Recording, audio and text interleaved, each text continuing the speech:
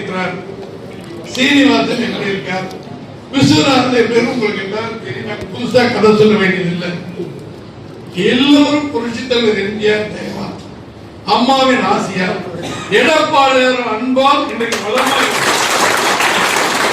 எந்த ஒரே 3 பேருக்கு போட்டு மக்களுக்கு கதை வேற. நாங்க பதவியில் இருக்கிறோம். எங்களுக்கு என்ன கொடுமை?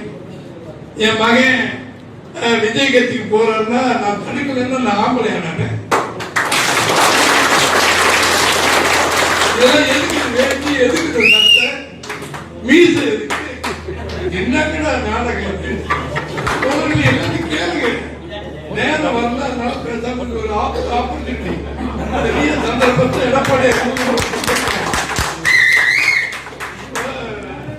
மதுராஜ் மகன் ஒரு 10 பேரை கூட்டிட்டு போய் போட்டோ எடுக்கிறான்னு சொன்னா தெய்வமே நீதான் கேட்கணும்.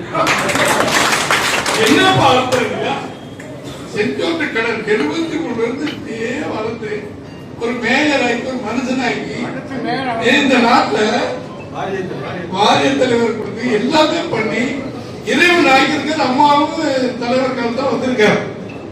நாங்கெல்லாம் மரியாதை சோறு இல்லைன்னா கூட மண்ணை தின்னு கூட பேசாம